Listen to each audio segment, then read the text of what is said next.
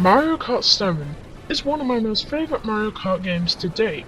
It combines everything that was loved in the previous installments, but adds amazing new things to the table. It really is the most ambitious installment in the franchise, going the furthest in almost every aspect. But this isn't to say that the game doesn't have any flaws, so let's dive into this masterpiece of a game. First off, I have to say this game looks beautiful. It looks extremely sharp for a 3DS game, with bright, colourful settings. It's kind of to be expected by Nintendo at this point. All of the tracks have something special about them. They are all fun to play through in their own way. Although the character roster is small once you have unlocked all the characters, it's ample for a portable Mario Kart game. There are now 5 types of weight classes to use, all having their own unique abilities.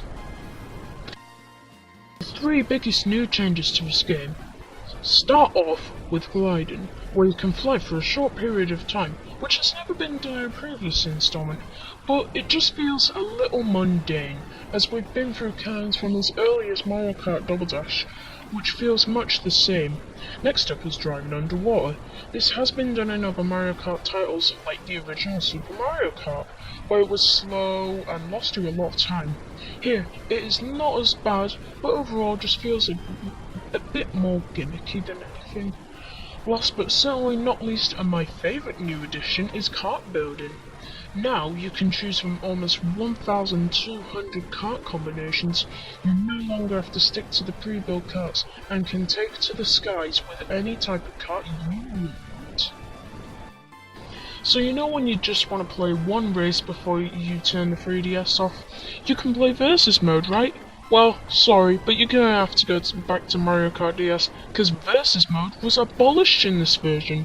That's right, no versus race. This is one of the biggest flaws of this game, although you'll shortly learn to live with it. The 3D for the game, if you play on a 3DS that is, works well, but it doesn't do a whole lot. If I'm honest, the menus look a lot nicer in 3D than the game does in a race. It just doesn't feel like they actually went anywhere with it. It just looks like the place marker pops out a bit. Actually, I take that back. You can play versus mode, you just have to do local play with one of your buddies. Speaking of local play, if you are playing a Grand Prix with someone, there is a timer once you finish the race, so you can't take a 10-second breather.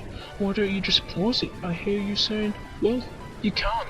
Not even the host of the game can pause the match.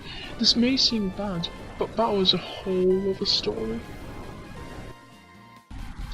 Just like Smash Bros, the majority of people prefer to play a stock kind of match, not a timed one, so when I saw that Mario Kart 7's battle mode only had a timed mode, I was angry. Really angry. There are 2 types of battle mode, balloon battle, and this thing called coin runners. You probably never heard of it, and that's okay, no one else plays it either. Mario Kart DS was the first DS game to have online functionality, so when people heard on the 20th of May 2014 that it was shutting down, people were distraught.